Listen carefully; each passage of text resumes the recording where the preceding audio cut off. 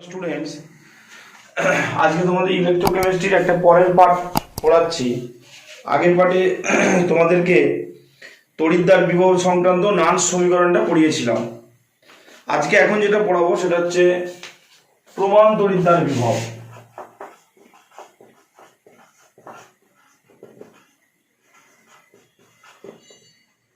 প্রমাণ তড়িৎদ্বার বিভব এইটা এখন আমরা পড়বো। তো দেখো, প্রমাণ তড়িৎদ্বার বিভব কি না, প্রথমে একটা ইকুয়েশন ধরে নিচ্ছে। কি ইকুয়েশন? একটা বিজারণ বিক্রিয়া ধরে নেব যে A plus D B plus N E equal to C C plus D D. আমরা একটা এরকম একটা সমীকরণ ধরলাম। তো নান্স সমীকরণটা অনুযায়ী যেহেতু এটা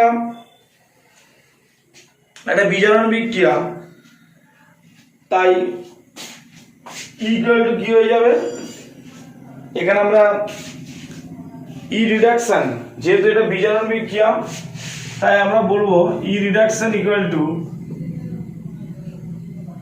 ই zero reduction minus R T by N F L N ছিল concentration C to the power C D to the power concentration D, concentration A to the power A আর concentration B to the power B. তাহলে কি হলো, মাইন E reduction equal to E zero reduction by R T by N F L N. এটা এখানে ই zero রিডাকশনটা কি, এটাই হচ্ছে এই যে ই জিরো রিডাকশনটা আমরা আগের দিন পড়েছিলাম তড়িৎদ্বার বিভব। তড়িৎদ্বার বিভব। আজকে যেটা পড়লাম সেটা হচ্ছে ই জিরো রেট, মানে তড়িৎদ্বারটি প্রমাণ বিজারণ বিভব। যেহেতু এখানে এটা বিজারণ রিঅ্যাকশন, তার এই তড়িৎদ্বারটি প্রমাণ বিজারণ বিভব। ঠিক আছে, এটা হয়ে গেল। আর এবিসিডি এর সক্রিয় ভর হয়ে গেল। এখন যদি এই সক্রিয় ভরগুলো 1 ধরা হয়, এই সক্রিয় ভরগুলো যদি 1 ধরা হয়, তখন কিন্তু দেখবে সব এগুলো 1 ধরা হলো, তাহলে এটা পার্টটা টোটাল 0 হয়ে যাবে।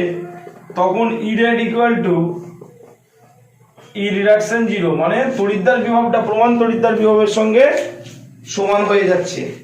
ঠিক আছে, বা তড়িৎদ্বার বিজারণ বিভবের সঙ্গে। তাহলে সংজ্ঞা হিসেবে কি বলতে পারি এবার না, কোনো তড়িৎদ্বার বিক্রিয়ায় অংশগ্রহণকারী উপাদানগুলির, এই যে অংশগ্রহণকারী উপাদানগুলি, সেটা অণু হতে পারে, সেটা পরমাণু হতে পারে, সেটা আয়ন হতে পারে, প্রত্যেকটির সক্রিয়তা যদি 1 হয়, মানে একক হয়, তবে 25 ডিগ্রি সেন্টিগ্রেড তাপমাত্রায় ওই তড়িৎদ্বারে যে তড়িৎ বিভবের সৃষ্টি হয়, মানে এইটা তো তড়িৎ বিভব। তাহলে যখন ওই রাসায়নিক বিক্রিয়ায় অংশগ্রহণকারী অণু, পরমাণু বা আয়নগুলির সক্রিয়তা 1 ধরা হয়, তখন এই 25 ডিগ্রি সেন্টিগ্রেড উষ্ণতায় তড়িৎদ্বারের বিভবটা কি, ওই তড়িৎদ্বারটির প্রমাণ তড়িৎদ্বার বিভব বলা হয়। তাকে আমরা ই জিরো রেট এইভাবে ডিনোট করি। এটা হচ্ছে প্রমাণ তড়িৎদ্বার বিভব। এবারে তোমাদের কি এখানে বিভিন্ন অর্ধকোষ দেওয়া থাকবে, সেই অর্ধকোষ থেকে কিন্তু বিভিন্ন ইকুয়েশনের সাহায্যে প্রমাণ তড়িৎদ্বার বিভব নির্ণয় করতে হবে। এবার আমরা এখন যেটা পড়ব সেটা হচ্ছে প্রমাণ হাইড্রোজেন তড়িৎদ্বার। এখন যেটা পড়ব আমি লিখছি, একটু সাজেস্টিভ পড়তে হবে।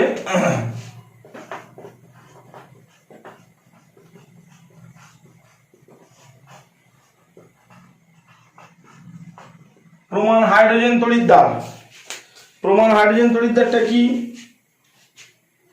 না, প্ল্যাটিনাম ব্ল্যাকের আস্তরণযুক্ত একটি প্ল্যাটিনাম পাতকে একক সক্রিয়তা সম্পন্ন H+ আয়নের দ্রবণে নিমজ্জিত করলে, প্ল্যাটিনাম ব্ল্যাকের আস্তরণযুক্ত একটি প্ল্যাটিনাম পাতকে একক সক্রিয়তা সম্পন্ন মানে সক্রিয় ভর, সক্রিয়তাটা সেই সম্পন্ন ওই প্ল্যাটিনাম পাতটাকে যদি H+ আয়নের দ্রবণে নিমজ্জিত করে ওই দ্রবণের 1 ATM চাপে বিশুদ্ধ হাইড্রোজেন গ্যাস চালনা করলে যে তড়িৎদ্বার গঠিত হয়, হাইড্রোজেনে নিমজ্জিত করে 1 ATM চাপে হাইড্রোজেন গ্যাস চালনা করলে যে তড়িৎদ্বার উৎপন্ন হয়, সেটা কি বলছে, প্রমাণ হাইড্রোজেন তড়িৎদ্বার।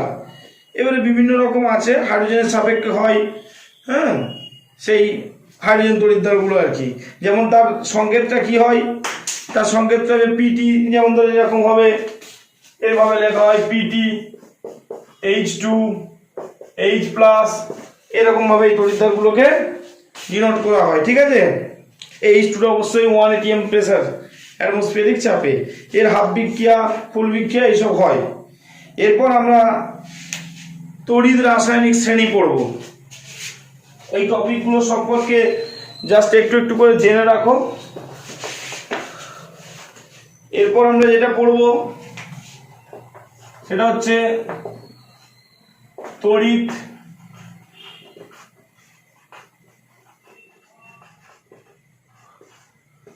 রাসায়নিক শ্রেণী।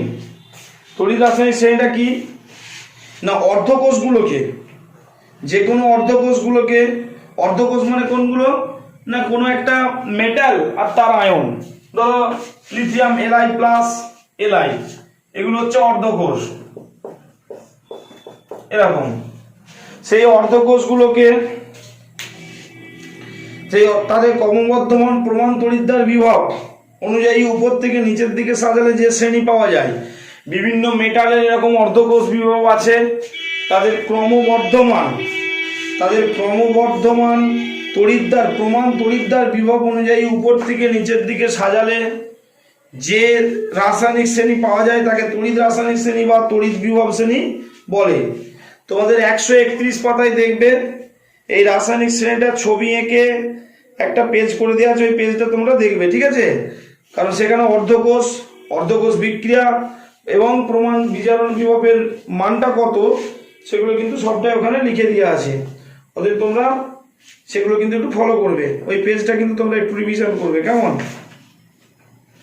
এরপর আমরা যেটা পড়বো, এই তড়িৎ রাসায়নিক শ্রেণীর উল্লেখযোগ্য বৈশিষ্ট্য কি। এই তড়িৎ রাসায়নিক শ্রেণীর উল্লেখযোগ্য বৈশিষ্ট্য হচ্ছে, তড়িৎ রাসায়নিক শ্রেণীতে অর্ধকোষ বা তড়িৎদ্বার বিক্রিয়াগুলিকে বিজারণ বিক্রিয়া রূপে লেখা হয়। এখানে যে অর্ধকোষে যে বিক্রিয়াগুলি হয় সেটা বিজারণ বিক্রিয়া বলে লেখা হয়। নাম্বার 2, হাইড্রোজেনের প্রমাণ তড়িৎদ্বার বিভবের মান 0 ধরা হয়। হাইড্রোজেনের এই পয়েন্টগুলো শুধু তোমাদেরকে মনে রাখতে হবে, এর ভেতরকার ব্যাখ্যা এক্সপ্লেনেশনে বিশাল কিছু যাওয়ার দরকার নাই, কিন্তু পয়েন্টগুলো তোমাদের মনে রাখতে হবে। তাহলে নাম্বার 1, তড়িৎ রাসায়নিক শ্রেণীতে অর্ধকোষ বা তড়িৎদ্বার বিক্রিয়াগুলিকে বিজারক বিক্রিয়া রূপে লেখা হয়। নাম্বার 2, হাইড্রোজেনের প্রমাণ তড়িৎদ্বার বিভবের মান E0 0 ধরা হয়। নাম্বার 3, তড়িৎ রাসায়নিক শ্রেণীর উপর থেকে নিচের দিকে অগ্রসর হলে তড়িৎদ্বারগুলির প্রমাণ বিজারণ বিভবের মান ক্রমশ বৃদ্ধি পায়। তড়িৎ রাসায়নিক শ্রেণীর উপর থেকে নিচের দিকে অগ্রসর হলে তড়িৎদ্বারগুলির প্রমাণ বিজারণ বিভবের মান বৃদ্ধি পায়। তোমরা দেখবে প্রমাণ বিজারণ বিভব ওই 131 পাতাতেই যে ছবিটা করে দেওয়া আছে, ওটা 3টে ঘর কাটা আছে। একটা হচ্ছে অর্ধকোষ বা তড়িৎদ্বার, 2 নম্বর হচ্ছে অর্ধকোষ বিক্রিয়া, আর 3 নম্বর হচ্ছে প্রমাণ বিজারণ বিভব। তাহলে প্রমাণ বিজারণ বিভবটা দেখবে উপর থেকে নিচের দিকে নামতে থাকলে ওই প্রমাণ বিজারণ বিভবের মান কিন্তু আস্তে আস্তে বাড়তে থাকছে। এগুলো হচ্ছে তড়িৎ রাসায়নিক শ্রেণীর উল্লেখযোগ্য বৈশিষ্ট্য।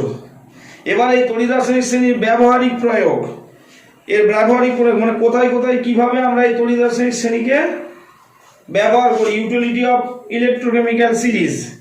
একটা হচ্ছে লঘু অ্যাসিড দ্রবণে হাইড্রোজেন গ্যাসকে যদি প্রতিস্থাপিত করতে হয়, লঘু অ্যাসিড দ্রবণে আমরা যেটা করছি সেটা হচ্ছে তড়িৎ রাসায়নিক শ্রেণীর ব্যবহারিক প্রয়োগ।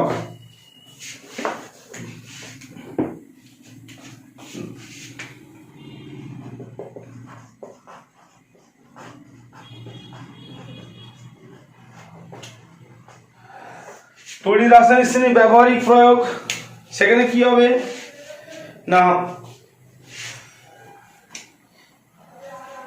প্রথম হচ্ছে এক লঘু অ্যাসিড দ্রবণ থেকে হাইড্রোজেন গ্যাসকে প্রতিস্থাপন করতে এই তড়িৎ রাসায়নিক শ্রেণী ব্যবহার করা হয়। আর 2 নম্বর হচ্ছে জল থেকে হাইড্রোজেনকে উৎপাদন করতে, জল থেকে হাইড্রোজেন উৎপাদন করতেও তড়িৎ রাসায়নিক শ্রেণী ব্যবহার করা হয়। ধাতব লবণ থেকে ধাতুর প্রতিস্থাপনেও তড়িৎ রাসায়নিক শ্রেণী ব্যবহার করা হয়। ধাতব অক্সাইড থেকে ধাতুর প্রতিস্থাপনেও ব্যবহার করা হয়। ধাতুগুলির রাসায়নিক সক্রিয়তা এবং প্রকৃতিতে এদের অবস্থান জানার জন্য তড়িৎ রাসায়নিক শ্রেণী ব্যবহার করা হয়। নাম্বার 6, বিজারণ পদ্ধতিতে ধাতু নিষ্কাশন, সেখানেও তড়িৎ রাসায়নিক শ্রেণী ব্যবহার করা হয়। এর এক্সাম্পল কিন্তু বইয়ের ভেতরে একটা করে দিয়েছে, তোমরা জাস্ট একটু চোখ বুঝে রাখবে, কেমন। আর কোষের প্রমাণ তড়িৎচালক বল নির্ণয় করা যায়। এইসব হচ্ছে পয়েন্ট। তাহলে আমরা তড়িৎ রাসায়নিক শ্রেণী, এই শ্রেণীটা 131 পাতায় শ্রেণীটা আমরা ভালো করে দেখব। তারপরে এই তড়িৎ রাসায়নিক শ্রেণীর উল্লেখযোগ্য বৈশিষ্ট্যটা আলোচনা করব, আর তড়িৎ রাসায়নিক শ্রেণীর ব্যবহারিক প্রয়োগ আমরা লক্ষ্য করব। আচ্ছা, এরপরে এই পার্টটা ছোট হয়ে যাচ্ছে, এরপরে যেটা আছে সেটা হচ্ছে গ্যালভানীয় কোষের সাংকেতিক প্রকাশ। গ্যালভানীয় কোষকে আমরা কিভাবে প্রকাশ করব, কিভাবে প্রকাশ করি গ্যালভানীয় কোষের, আমি জাস্ট শুরুটা করছি, পরের পার্টে ডিটেলসে আলোচনা হবে। গ্যালভানীয় কোষের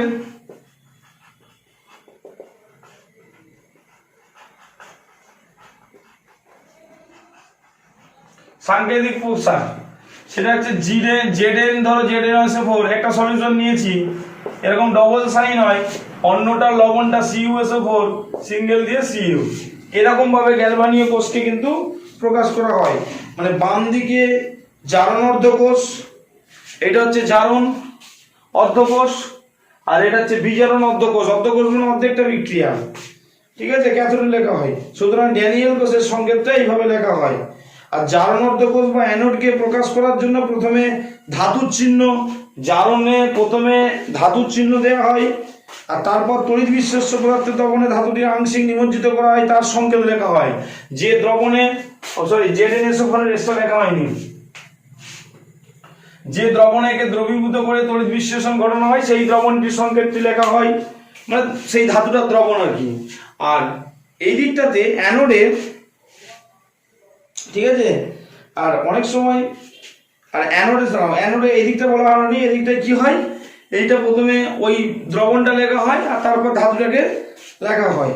অনেক সময় তড়িৎ বিশ্লেষ্য পদার্থের সংকেত না লিখে তার যে কোনো আয়ন বা তড়িৎদ্বার বিক্রিয়া অংশগ্রহণ করে সেটির চিহ্ন বা সংকেতও লেখা হয়।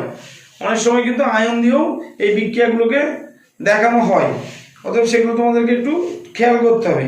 আর বিজারণ অর্ধকোষে কি লিখছি আমরা, আবার বলে দিই, ক্যাথোডে প্রথমে হচ্ছে যে তড়িৎ বিশ্লেষ্য পদার্থ তার লেখা হয়, তারপর কিন্তু ধাতুটার লেখা হয়, ঠিক আছে।